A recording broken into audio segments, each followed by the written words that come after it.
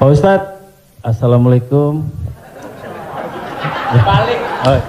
Assalamualaikum warahmatullahi wabarakatuh Pak Ustadz. Saya ini pernah Islam, balik ke Kristen, balik lagi ke Islam lagi. Itu gimana itu ceritanya Pak Ustadz? Udah Pak.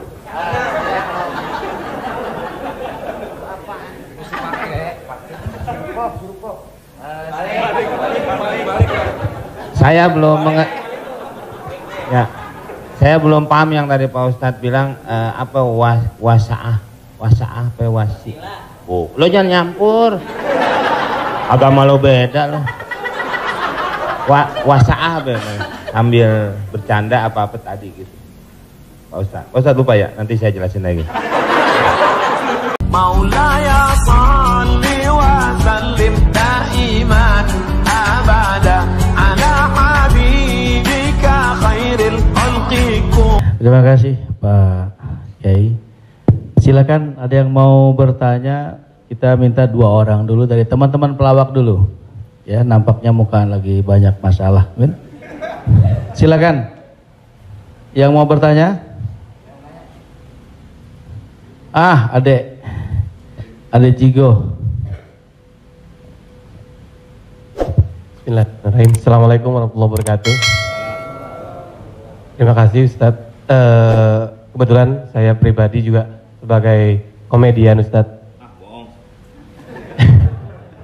Dan mewakili teman-teman semua, kakak-kakak, abang-abang semua. Kita di panggung itu selalu menghibur. Namun ketika momen ada sesuatu yang harus kita keluarkan, kadang menjatuhkan orang. Mulai dari fisik, mencela dan lain-lain. Yang saya mau tanyakan, apakah dengan niat kita menghibur menjadi catatan, apakah menjadi catatan dosa untuk kita?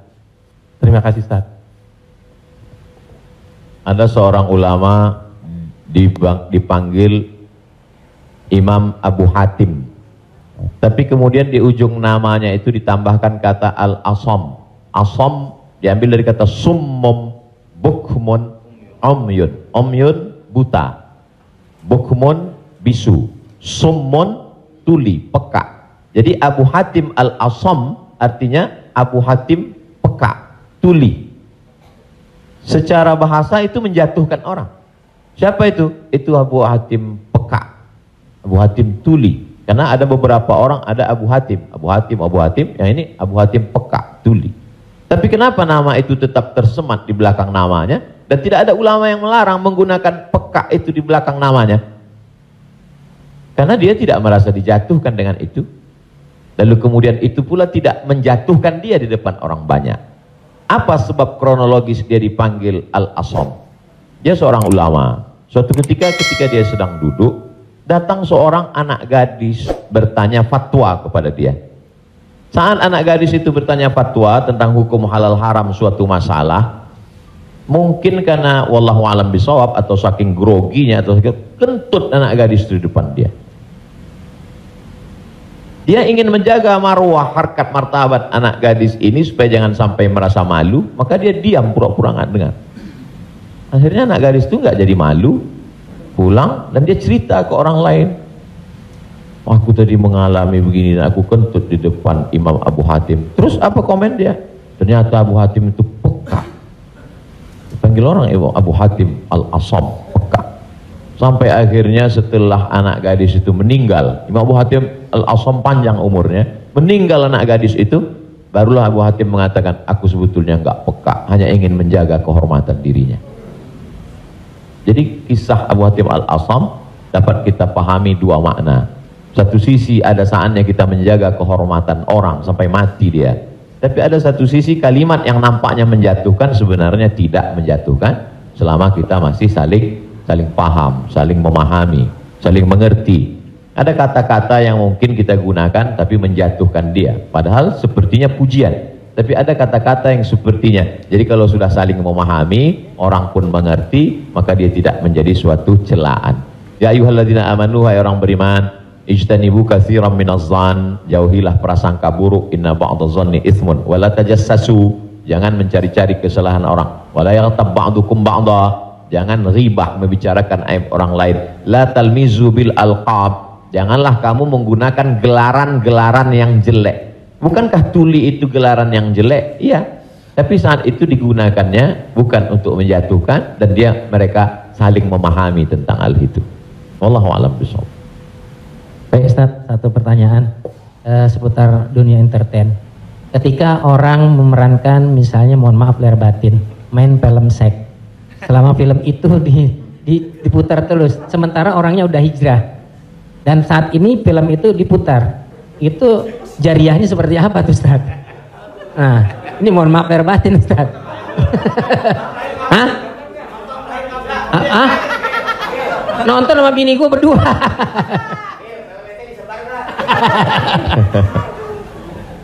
Man sanna fil islami sunnatan hasanatan, siapa yang membuat perbuatan yang baik, falahu ajruha, dia dapat pahalanya, wa ajru man amila biha, dan orang lain yang terinspirasi dengan itu.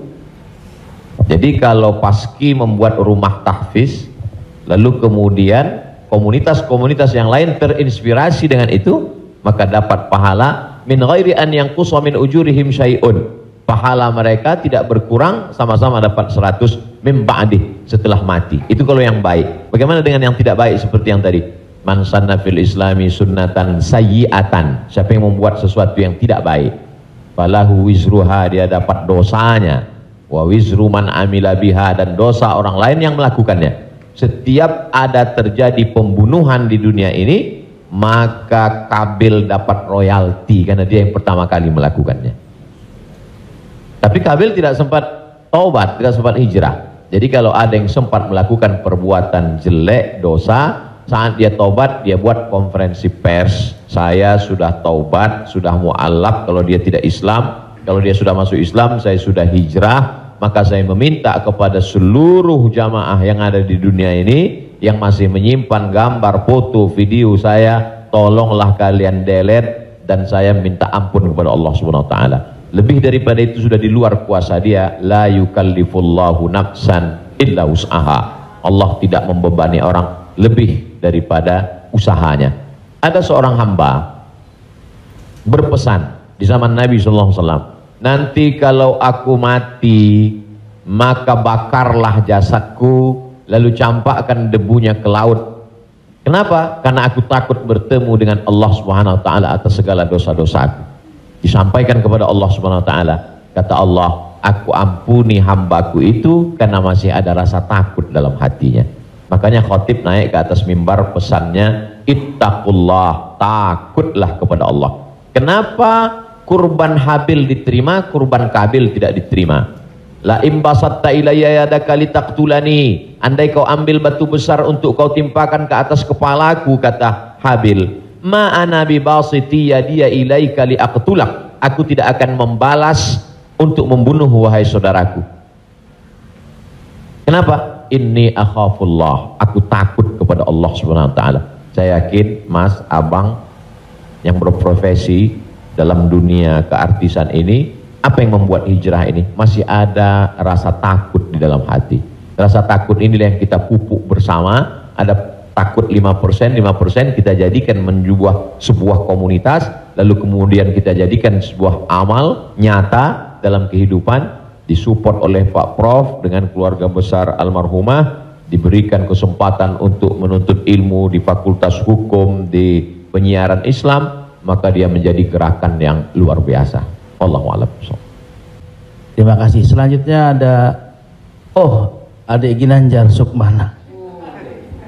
Setelah itu Bang Atet Jakariat. Terima kasih Bang Tola, Topik Lala. Ustadz, tadi Ustadz cerita bahwa Rasulullah juga bergurau, tapi gurauannya itu tidak pernah berdusta, dan itu yang tidak boleh, kata Rasulullah.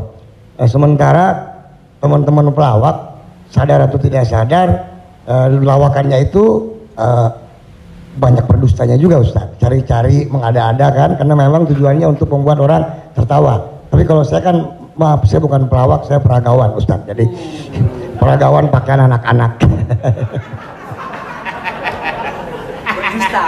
Jadi saya dengar dusta kan gitu ya, contohnya kayak tadi gitu, atau bopak bopak umpamanya dia mengatakan dirinya ganteng, dia cerita bahwa banyak cewek yang suka sama dia, itu kan berdusta Ustaz. Iya kan? Fitnah kan? Kita Willy. Enggak, tapi kalau soal ketampak.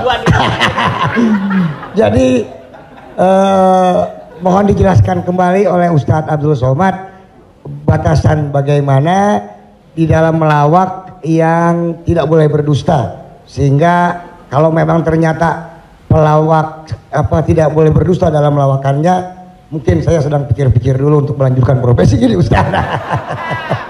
Saya takut masuk neraka. Terima kasih Ustaz Abdul Somad. Assalamualaikum warahmatullahi wabarakatuh.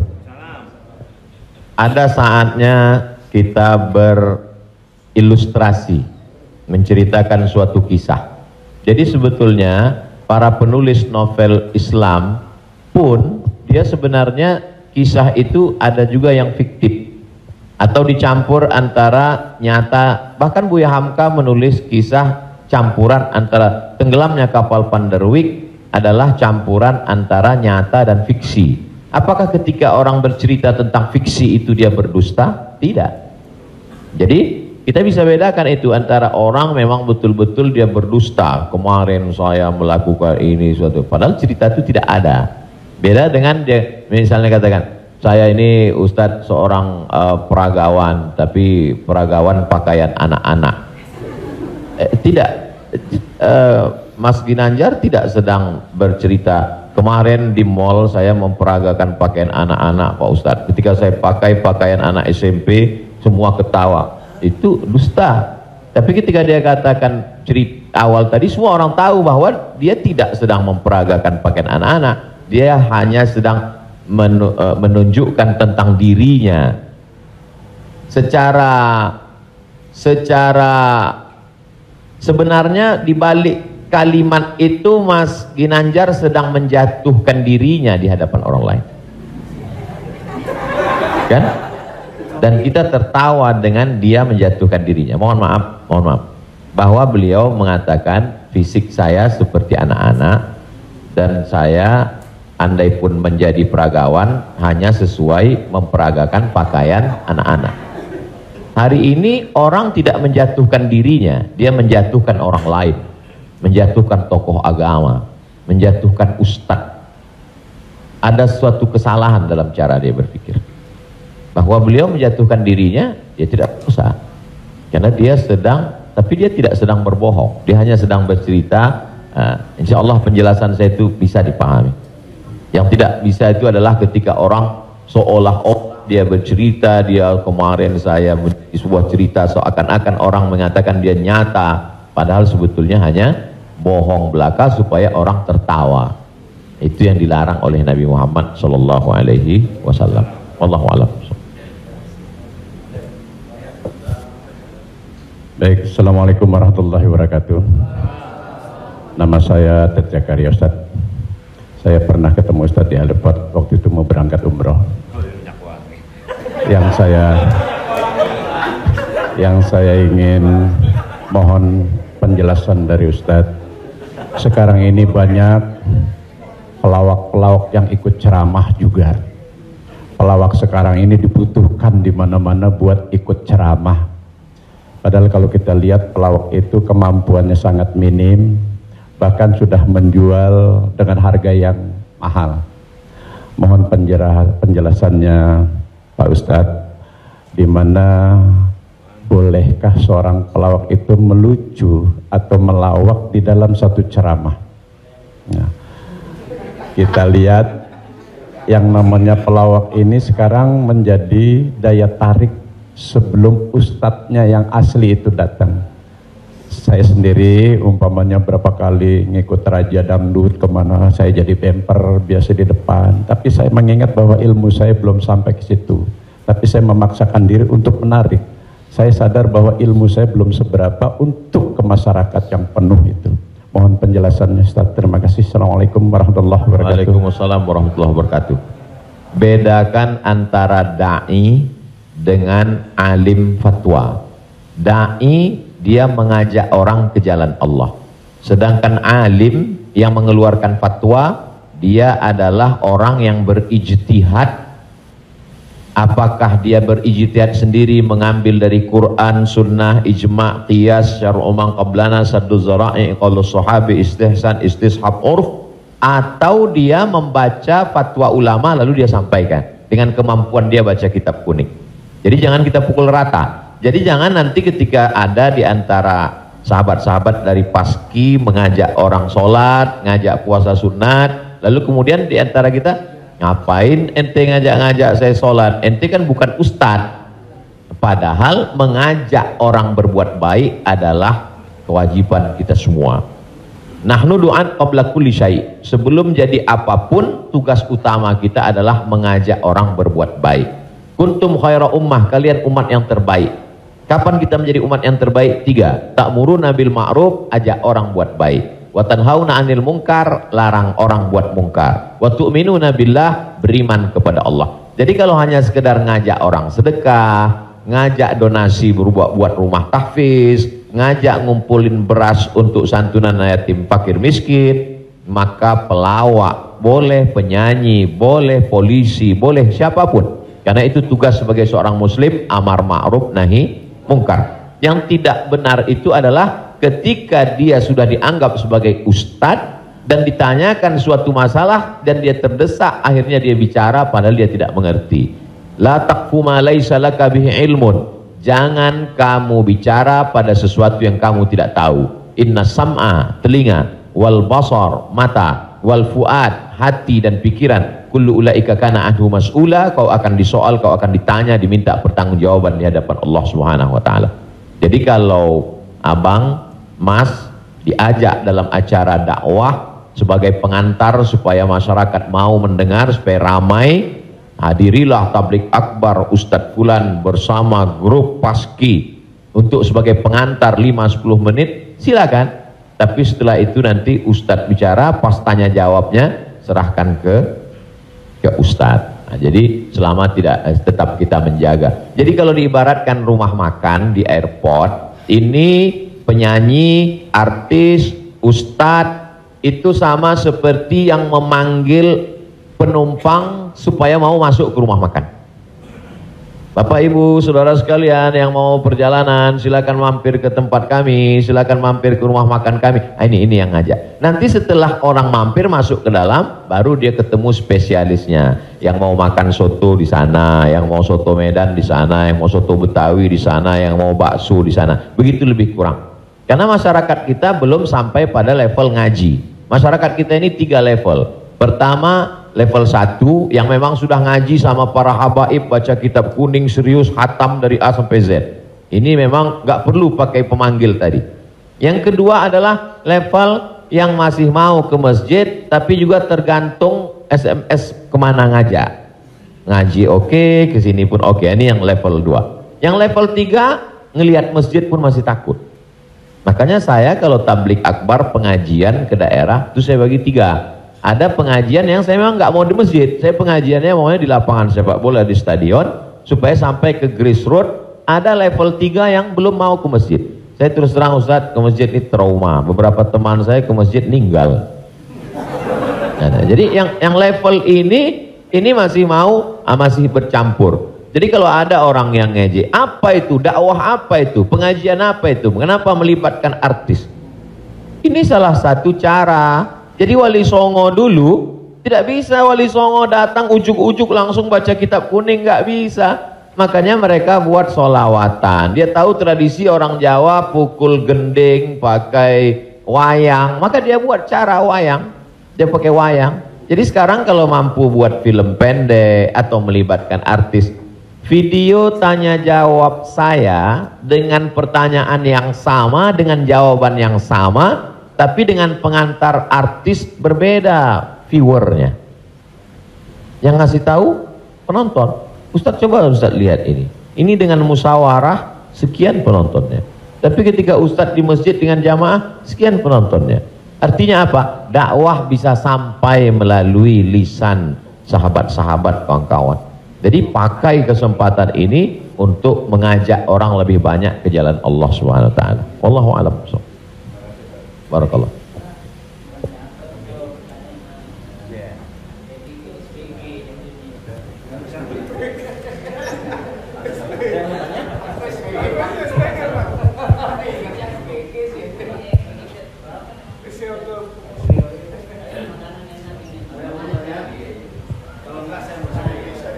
Assalamualaikum Pak Ustaz. Kalau tadi Pak Ustaz saya belum.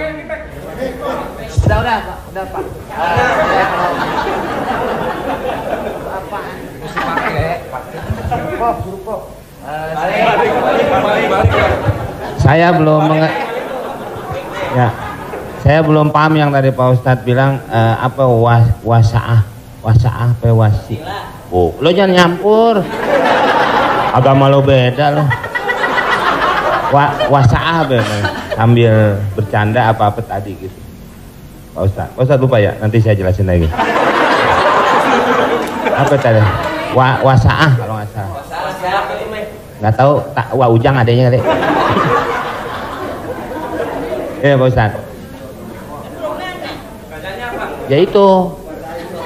Wasilah. Bukan. Wasaah apa wasiah? Contoh baik, contoh buruk. Wassalam habis dong. Hah? Sa'ah wasa'ah. Nah, itu Pak Ustadz. Sa'ah. Jadi ketika itu ucapan hadis Nabi. Ada seorang sahabat, dia datang menemui Nabi. Kenapa ketika kami duduk bersamamu ya Rasulullah di dalam Masjid Nabawi, di majelis ilmu, kami merasa dekat dengan Allah. Kami merasa takut kepada Allah. Tapi ketika kami pulang ke rumah, ketemu dengan anak istri bersenda gurau, kok rasanya beda. Lalu apa kata Nabi? Sa'ah wa sa'ah. Hidup ini ada masanya serius, ada masanya bercanda, ada masanya begini. Lau kuntum kama kuntum la safahatkumul malaikah. Seandainya kamu seperti itu terus, seperti saat berada denganku di hadapanku di masjid, tidak berubah-berubah, turun malaikat bersalaman dengan kamu, kata Nabi SAW. Jadi sahabat itu pun mengalami seperti yang kita alami dan kekhawatiran seperti kekhawatiran kita. Ketika kita duduk dengan Habib, dengan Ustadz di masjid, dengan Kiai, dengan Tuan Guru, terasa begitu full iman. Tapi begitu pulang ke rumah, kok begitu ya? Rasa yang kita rasakan sekarang dirasakan juga sahabat Nabi dulu, dan mereka tanya, kata Nabi nggak salah, karena hidup ini ada sa'ah wa sa'ah. Sa'ah artinya bahasa Indonesianya saat. Semua ada saatnya, semua ada masanya. Selama tidak kita katakan, kamu kok mabuk kemarin? Semua ada saatnya. Ada saatnya mabuk, ada saatnya. Allah. Terima kasih Pak Ustadz. Paham ya? Ya enggak, ya paham dong.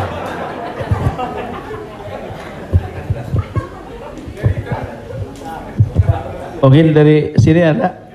Tapi satu lagi pertanyaan, saya mau nanya, Pak Ustadz, ini masalah saya pribadi. Jadi saya ya ada masukan juga ketika hukum riba. Mobil itu, ya itu umum ya kan.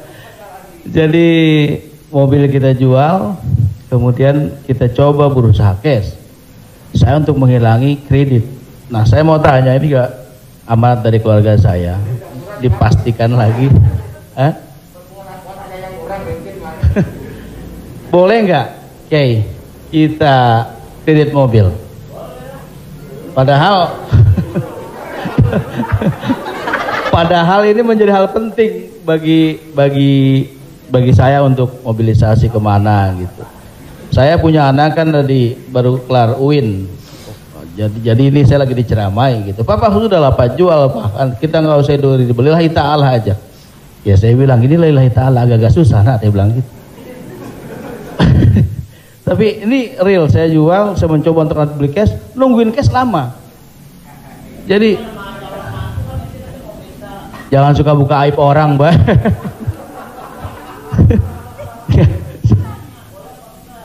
Nggak, udah tadi ini dulu belum kelar. Jadi boleh nggak saya riba, Kiai? Sorry, boleh nggak kredit mobil itu?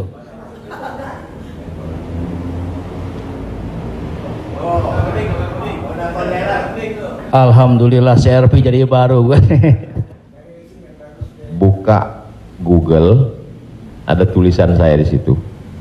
Nanti Bapak, Ibu, Abang, Mas share ke teman-teman. Buka Google, tulis di situ Somad Morocco, SOMADMOROCCO, Somad Morocco. SOMAD MOROCCO, Somat Moroko spasi kredit, spasi kredit. Sudah? Enter. Somat Moroko spasi kredit, tulisan yang paling atas kredit, ada tanda tanya, di situ jawaban. Saya sudah tulis tentang masalah kredit ini.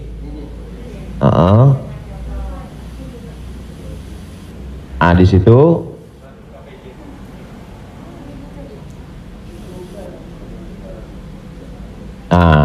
bisa dibaca. Bisa bahasa Arab, Ustaz. Ada terjemah Mas Komeng, terjemah di bawah. Terjemah di bawahnya. Terjemah di bawah. Majma' Al-Fiqih Islami membolehkan jual beli dengan tempo.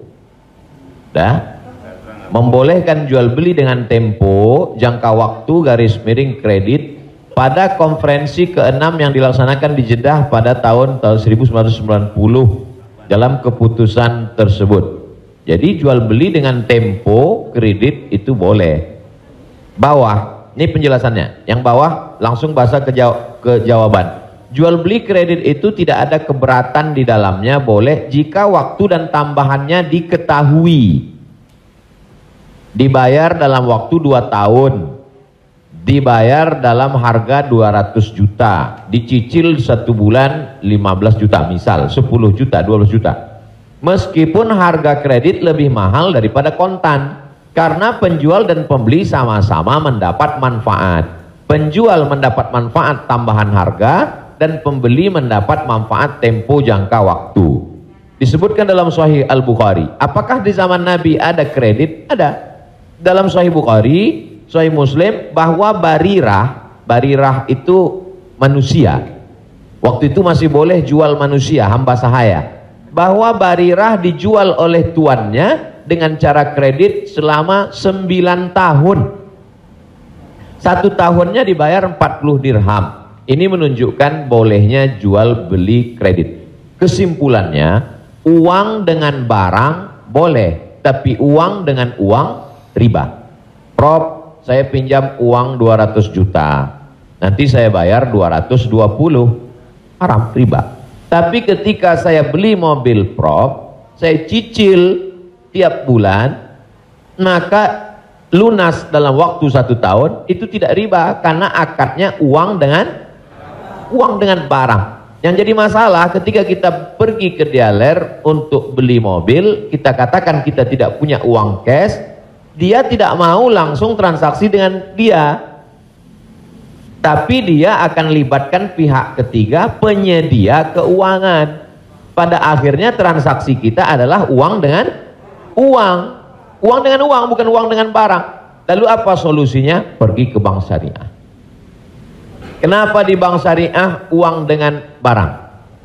Assalamualaikum, waalaikumsalam. Bank syariah, saya mau beli mobil, terus mau pinjam uang. Kata bank syariah, kami tidak melayani peminjaman uang dengan uang, karena uang dengan uang berbunga haram. Bapak sebetulnya mau beli apa? Mau beli mobil. Kata orang bank syariah, mobilnya kami beli. Bank syariah membeli mobil. Setelah itu bank syariah menjual mobil itu ke kita, maka akadnya kredit sama seperti Barirah dibeli pada zaman Nabi, kredit 9 tahun.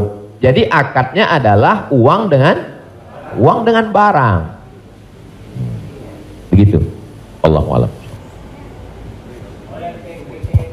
Ya alhamdulillah. Beli lagi, saya lebih kembali lagi pakai syariah. Selanjutnya siapa yang mau bertanya? Silakan umum sekarang. Bang Dery mau nanya? Oh, yang ibu-ibu aja, ibu-ibu. Pak.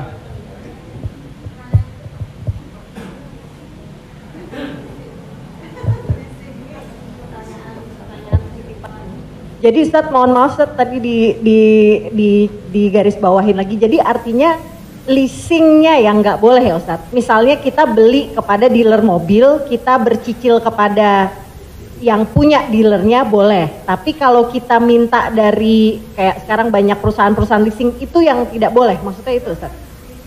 Ketika saya mau beli mobil, saya tidak punya uang cash, maka kata si dealer, kami akan arahkan Bapak ke penyedia keuangan.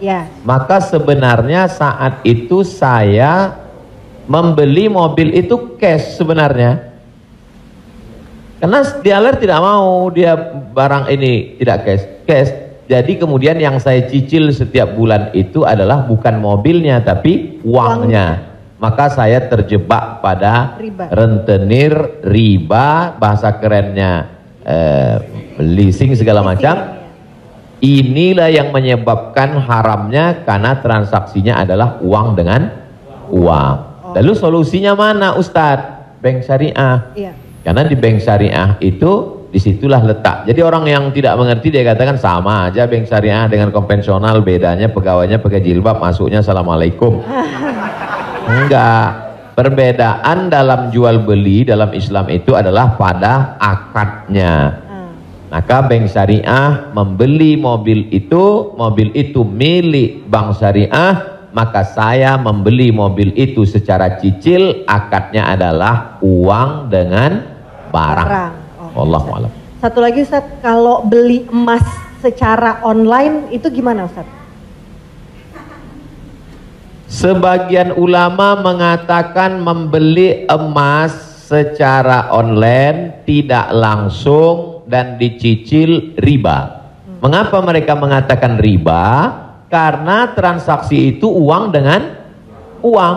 Oh, ini enggak uang dengan uang, Ustadz. Ini Ustadz uang rupiah. Lalu kemudian yang jual ini kan emas. Di zaman Nabi enggak ada uang kertas. Di zaman Nabi hanya ada dua uang. Yang pertama dinar, uang emas. Yang kedua dirham, uang perak. Maka ketika saya beli emas tidak cash, maka sesungguhnya akadnya adalah uang dengan uang rupiah dengan uang emas. Itulah orang yang mengatakan nggak boleh beli emas kalau nggak cash karena transaksinya uang dengan uang.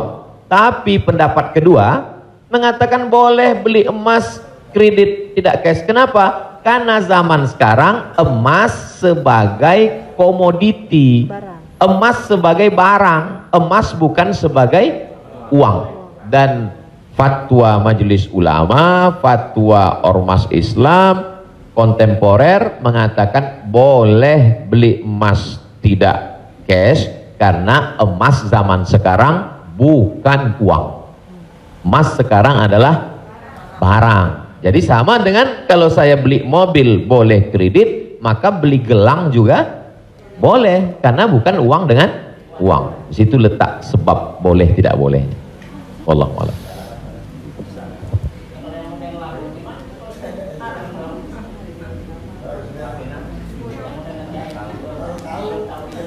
Yang sudah banyak-banyak taubat nasuha, sholat sunat, istighfar.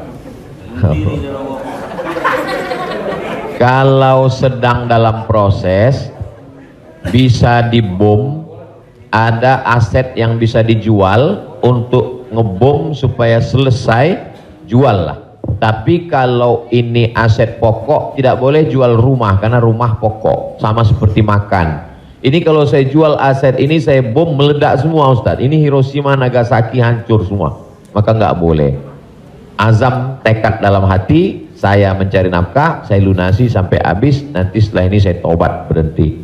Tapi kalau bisa jual satu petak ini lalu ditutup ini, lakukanlah untuk melepaskan diri dari riba. Karena riba itu 5 ancamannya. Yang pertama, alladzina ya'kuluna riba la yaqumuna illa kama yaqumul ladzi yatakhabbathu syaitanu minal mas. Orang yang makan riba nanti bangkit dari kubur ketika di padang mahsyar seperti orang kerasukan setan.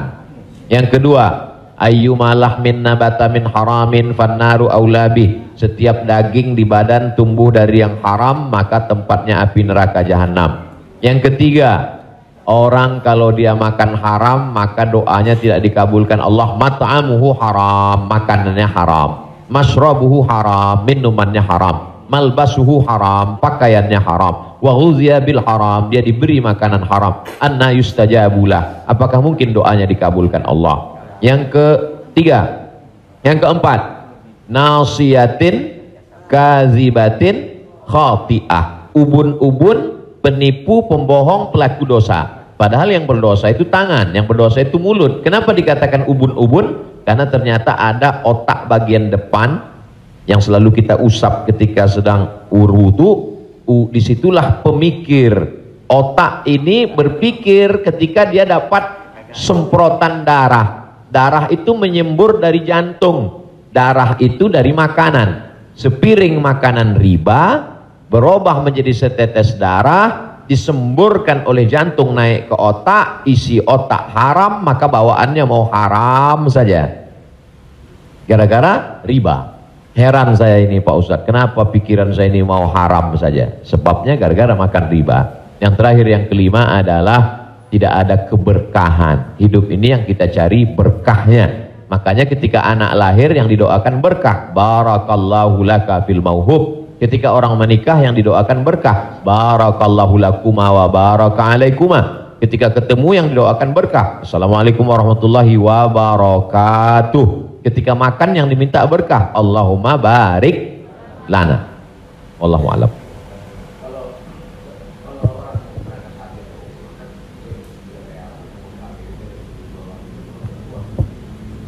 Transaksi uang dengan uang boleh dengan syarat yadan biadin, langsung cash. Maka ketika sampai di Makkah, saya keluarkan uang rupiah, saya katakan saya mau beli rial, langsung cash, boleh. Begitu juga membeli dolar. Saya sampai ke Maroko, saya beli dirham, maka pemerintah Saudi Arabia tidak akan bisa mengizinkan buka money changer, uang, pertukaran uang ini kalau tidak ada fatwa dari ulama. Mereka amat sangat ketat. Jadi boleh tukar ini selama dia langsung dan cash di tempat itu, langsung jadi. Wallahu a'lam. Ustaz, Assalamualaikum. Ustaz, saya mau nanya Ustaz, berkaitan dengan kredit tadi, ada juga selain kredit namanya gadai Ustaz. Gadai, tahu gadai Ustaz ya? Kalau nggak tahu saya jelasin. Biasanya zaman sekarang gini nih Ustaz, orang punya kendaraan, kemudian karena nggak punya uang digadaikan mobilnya misalnya sama orang itu. Itu termasuk itu riba atau gimana? Kalau gadai seperti itu. Imam yang paling tua di antara imam yang 4 itu namanya Imam Hanafi. Meninggal tahun 150 Hijrah. Suatu ketika dia berdiri di depan rumah orang. Ada panas terik, dia berdiri di depan rumah orang. Padahal di depan rumah itu ada atapnya dan ada pohon kayu.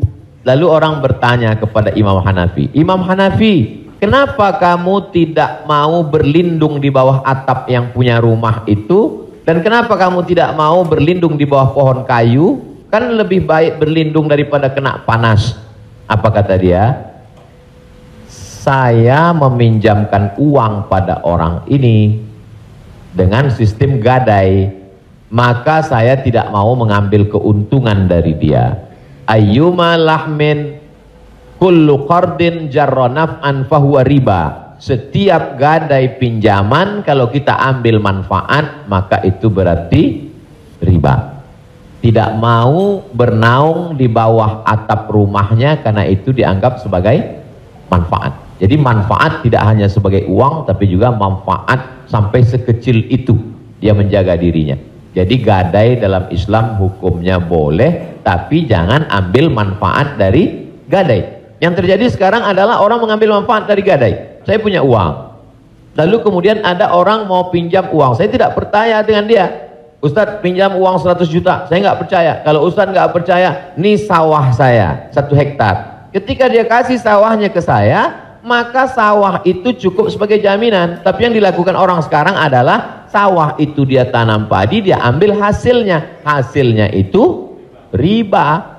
Maka sekarang orang kaya makin kaya, yang miskin makin miskin. Bagaimana dia mau bisa menebus uangnya, orang sawah dia dipakai terus dan uangnya diambil. Maka yang punya uang makin kaya, yang minjam makin miskin. Padahal dalam Islam mestinya cukup suratnya saja dipegang. Kamu kalau mau garap sawah ini garaplah, nanti bayar hutangmu. Itu akhlak dalam Islam. Akhlak itu yang dihilangkan oleh riba. Riba ini sangat kejam. Allahu a'lam.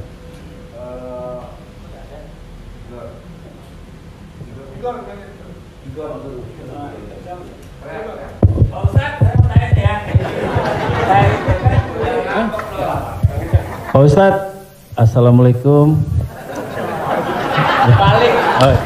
Assalamualaikum warahmatullahi wabarakatuh, Pak Ustadz. Saya ini pernah Islam, balik ke Kristen, balik lagi ke Islam lagi. Itu gimana itu ceritanya, Pak Ustadz? Innalladzina amanu, beriman, summa kafaru, murtad, summa amanu, kemudian beriman, summa kafaru, murtad, summa zdadu kufran, maka barulah tidak diterima. Jadi kalau Islam setelah itu dia murtad, balik lagi ke Islam, maka dia diterima. Amanu summa kafaru summa amanu summa kafaru summa zdadu kufran, ini baru tidak diterima. Nah, sebab itu mudah-mudahan Bang Tigor istiqomah dalam iman dan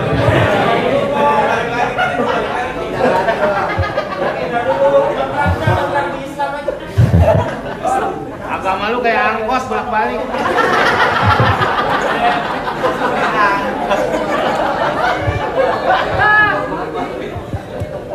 Tapi saya sudah tetap sekarang. Amin. Ya Allah. Saya udah umroh, Ustaz. Jadi Ya Allah.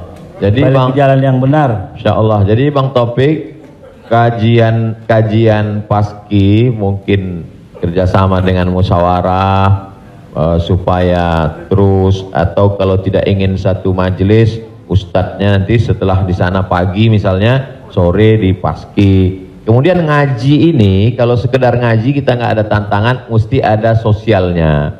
Misalnya ngumpulin beras. Jadi saya sendiri tidak hanya sekedar ngaji, saya khususkan hari Jumat kedua setiap bulan, saya di Pekanbaru, hari Jumat khutbah Jumat, habis itu bagi beras ke masyarakat pelosok yang sulit. Lalu siapa yang menjadi relawannya? Yaitu relawan-relawan biker subuhan, mantan petato, kemudian hijrah, pemuda hijrah. Karena kalau cuma ngaji, orang tidak ada tantangannya. Jadi saya ingin ke depan paski ngaji, kemudian ada gerakan dakwah, kemudian ada gerakan sosial, buat rumah tahfiz, lalu kemudian tidak hanya uang dari komunitas saja, buat yayasan, kami membuka rumah tahfiz gratis untuk yatim dan segala macam, kirim ke nomor rekening berikut ini, pasang pancingnya, Allah Ta'ala memberikan. Belajar kita dari yang dilakukan oleh almarhumah, 250 yatim 40 tahun, Prof. 43 tahun bisa tidak putus. Inspirasi. Jadi kalau mau, maka kita bisa ikuti jejak, sehingga kita, jadi kelanjutan itu, maka Bang Tigor dan abang yang lain, dia akan terpacu terus untuk datang setiap kajian pekanan, lalu kemudian memperbaiki tahsin bacaan Qur'annya, lalu kemudian meluruskan kajiannya, kemudian ada konsultasi dengan ustadz, tanya jawab dan lain sebagainya. Wallahu a'lam.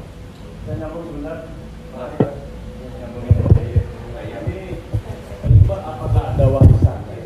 Karena kalau kita dengar dalam satu, kalau kita melayat, sering orang bilang kalau almarhum atau almarhumah punya utang piutang berhubungan dengan keluarga, sedangkan kita nggak tahu bahwa itu adalah riba, apakah termasuk warisan itu dosanya? Terima kasih. Tidak boleh harta warisan dibagi sebelum dilakukan dua hal. Yang pertama, mim ba'di wasiyatin, keluarkan wasiat. Wasiat hanya sepertiga total harta. Jadi kalau dalam surat wasiatnya, aku wasiatkan ruko ini untuk sekolah tahfiz, total harga ruko 1 miliar, sedangkan harta dia cuma 2 miliar, maka yang jatuh menjadi wasiat hanya 666 juta. Sedangkan sisanya dibagi kepada ahli waris. Pertama, keluarkan wasiat, sepertiga paling banyak. Setelah keluar wasiat, mim ba'di wasiyatin yusa biha au dain. Dain, bayarkan hutangnya. Jadi kalau ada orang meninggal, hutangnya dibayarkan dari harta warisan. Jadi kalau harta warisan habis, apakah anak wajib membayarkan hutang bapaknya? Tidak. Anak hanya wajib membayarkan hutang almarhum dari harta yang dia tinggalkan. Adapun kalau si anak mau berbakti kepada orang tuanya, dia bayarkan, baik. Tapi dia tidak punya kewajiban, dia bayarkan dari harta dirinya sendiri. Jadi makanya kadang kita baca, jangan beli ruko ini bermasalah. Di mana letak masalahnya? Karena ruko itu dibagi sebelum hutang dibayar. Muncul masalah. Sebetulnya ruko itu bukan milik anak-anaknya, tapi milik piutang, milik orang yang dulu pernah dipinjam uangnya. 2 keluarkan, baru bagi harta warisan. Allahu a'lam.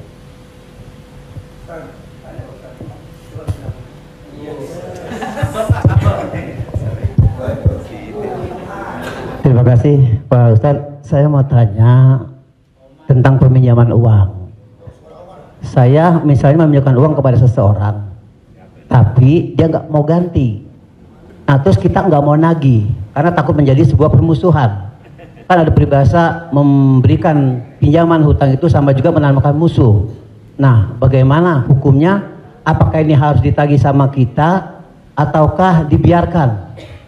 Terima kasih Pak Ustadz. Assalamualaikum warahmatullahi wabarakatuh. Waalaikumsalam. Ayat yang paling panjang dalam Al-Quran, 1 halaman penuh, Al-Baqarah 282. Bukan tentang haji, bukan tentang puasa, tapi tentang perjanjian hutang piutang. Ya ayyuhalladzina amanu, hai orang beriman, idza tadayantum bidainin, kalau kamu menjalin transaksi hutang piutang ila ajalim musamma, sampai batas waktu limit tertentu, faktubuh, tulislah. Wal yaktub bainakum katibun bil adli, hendaklah ada seorang penulis yang menulis dengan adil. Wastashhidu syahidaini min rijalikum, ada 2 orang saksi. Antadil, kalau tidak ada 2 orang laki-laki, wa maraat, 1 orang perempuan, wa maraatani, 2 orang perempuan, antadilla ihdahuma fatudzakkira ihdahumal ukhra. Sedetil itu dalam Al-Qur'an. Jadi kalau saya menagih hutang, sesungguhnya bukan saya sedang mencari musuh, tapi menyelamatkan dia supaya dia dan anak cucunya jangan sampai makan haram. Kalau dia tidak sanggup, ayat yang kedua, fanaziratun ila maisarah, kasih sampai batas waktu dia lapang. Kamu bisa bayar kapan? Insya Allah 1 Mei Pak Ustadz. Tahun berapa? Tahun 2022. Oke, insya Allah Mei 2022 lapang. Tidak juga dia sanggup membayar, lebih banyak minyak kita nagih daripada uang yang mau ditagih. Masuk ayat ketiga, wa antasaddaqu khairul lakum, kamu sedekahkan lebih baik. Aku sudah capek, asam uratku naik, asam lambungku kumat, kau ambil aja lah ini. Wa antasaddaqu khairul lakum, kau sedekahkan lebih baik. Yang menghafal ayat ini yang memberi pinjaman, bukan yang minjam. Sekarang yang menghafal ayat ini yang minjam. Ketika kita tagih, kapan kau bayar? Dibilangnya, wa antasaddaqu khairul lakum, kalau kau sedekahkan lebih baik. Allahu akbar.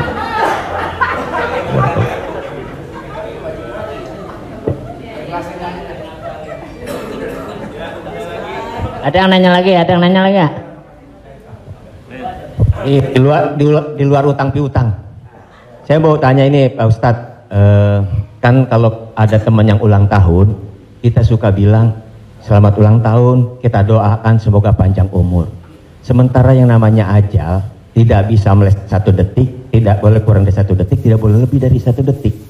Lalu bagaimana kita percuma kita berdoa seperti itu dong Ustadz? Iya kan? Ya itu, enggak ya? Terima kasih Ustadz. Man ahabba ayyubsatalahu fi rizqihi, siapa yang mau dilapangkan rezekinya, wa yunsa'alahu fi atharihi, mau dipanjangkan umurnya, falyasil rahimahu, hendaklah dia menyambung tali silaturahim. Katanya dengan silaturahim umur bertambah.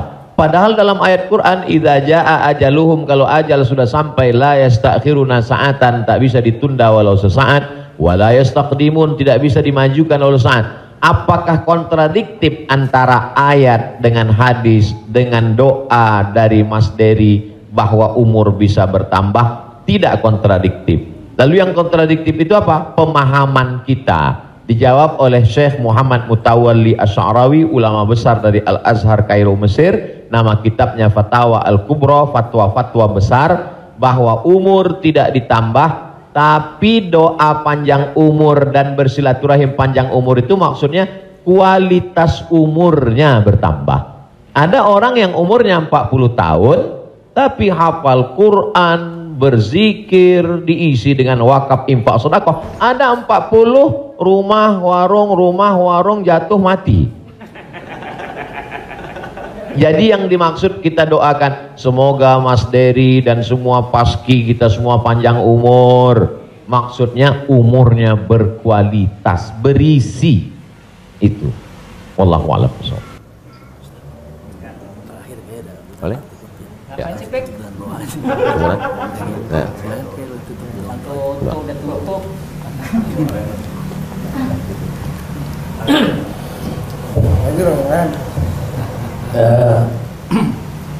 Bapak Ibu yang berbahagia, karena Pak Kiai agak capek besok mau ke Riau, mau pulang kampung, jadi kita ikut. Si ayahnya nggak ada rangkul, jadi ayah ngajakin. Iya, alhamdulillah sudah dicukupkan untuk pertanyaan. Nanti kalau yang mau bertanya, tulis saja surat, langsung kirim ke Bopak. Oh, dijawab. Biar Bopak yang kirim ke Ustaz Somad. Baik, Bapak Ibu yang berbahagia, alhamdulillah kita sudah mendapat pencerahan. Mudah-mudahan ini menjadi langkah awal kita untuk mendekati agama kita dengan bijak tentunya. Semoga Allah memberikan kecerdasan kepada kita. Di sisa umur kita ini, mudah-mudahan menjadi orang yang bermanfaat buat diri dan agama secara bangsa. Amin. Pak Kiai, kita mohon untuk memberi doa untuk acara ini. Terima kasih. Astaghfirullahaladzim, astaghfirullahaladzim, astaghfirullahaladzim, alladzi la ilaha illa huwal hayyul qayyum wa atubu ilaih. A'udzubillahi minasyaitonir rajim. Bismillahirrahmanirrahim. Alhamdulillahirabbil alamin, arrahmanir rahim, maliki yaumiddin. Iyyaka na'budu wa iyyaka nasta'in. Ihdinas siratal mustaqim, siratal ladzina an'amta 'alaihim ghairil maghdubi 'alaihim waladdallin. Amin. Allahumma shalli ala sayidina Muhammad wa ala ali sayidina Muhammad. Allahumma allimna ma yanfa'una, ajarkan pada kami ilmu yang bermanfaat ya Allah. Wanfa'na bima 'allamtana, yang sudah kami pelajari malam ini jadikan dia menjadi amal saleh ya Allah. Allahumma faqihna fid din, dalamkan ilmu agama kami. Wa 'allimna ta'wil, ajarkan kami pemahaman Al-Qur'an yang benar. Ya muqallibal qulub, engkau yang membolak-balikkan hati, sabbit qulubana, kokohkan hati kami ala dinik, dalam agamamu, ala ta'atik, dalam ketaatan kepadamu. Allahumma a'inna, tolong kami, ala zikrika, supaya hati kami senantiasa berzikir mengingatmu, wa syukrika, selalu bersyukur kepadamu, wa husni ibadatik, selalu beribadah dengan ibadah yang terbaik. La tada'lana zamban illa ghafartah, wala aiban illa satartah. Aib cacat kami banyak, tutupi dari hadapan manusia, dan tutupi pula ketika kami menghadapmu nanti ya Allah. Wala maridhan illa syafaitah, ada saudara kami yang sakit, angkat penyakitnya, sehatkan ya Allah. Wala mayitan illa rahimta, yang sudah meninggal dunia mendahului kami, lapangkan kuburnya ya Allah. Wala hajatan min hawaijid dunya wal akhirati laka ridha walana fiha salah, segala hajat dunia hajat akhirat baik bagi kami dan engkau ridha, illa qadaitaha wa yassartaha, mudahkanlah ya Allah. Rabbana hablana minas salihin, jadikan anak kami anak-anak yang soleh dan solehah, min huffazil Quran wal hafizat, bukakan pintu hati mereka untuk menjadi penghafal Al-Quran. Minal mujahidina fi sabilika bi amwalihim wa anfusihim, mereka akan menolong agamamu dengan harta, nyawa dan kekuasaan yang kau titipkan di tangan mereka. Allahumma khtim lana bi husnil khatimah, tutup umur kami dengan husnul khatimah. Allahumma ja'al akhira kalamina inda intihai ajalina, ketika ajal kami sampai, saat malaikat maut mencabut nyawa kami ingin kalimat terakhir yang keluar dari mulut kami, la ilaha illallah Muhammadur Rasulullah sallallahu alaihi wasallam. Allahumma ja'alna minal mutahabbina bijalalik. Sebagaimana hari ini kami berkumpul berkasih sayang karena Engkau, maka kumpulkanlah kami di surga bersama Nabi Muhammad sallallahu alaihi wasallam. Sahibul bait yang sudah menyediakan rumahnya, makanannya, segala kebaikan, tak sanggup kami membalasnya. Ajzihim jaza'al hasanah, berikanlah mereka balasan yang baik ya Allah. Allahumma jama'na ma'ahum ma'al habibil mustafa fi jannatikal ula. Satukan kami dalam surga jannatul firdaus bersama Nabi Muhammad sallallahu alaihi wasallam. Rabbana atina fid dunya hasanah wa fil akhirati hasanah wa qina adzabannar. Wa sallallahu ala sayyidina Muhammad wa ala alihi wa sahbihi wasallam. Walhamdulillahi rabbil alamin. Taqabbalallahu minna wa minkum taqabbal ya karim. Saya ucapkan banyak terima kasih kepada keluarga besar almarhumah Profesor Dr. Hajah Tuti Alawiyah. Tak dapat saya sebut satu persatu. Saya ucapkan banyak terima kasih kepada Paski. Malam ini amat sangat berbahagia.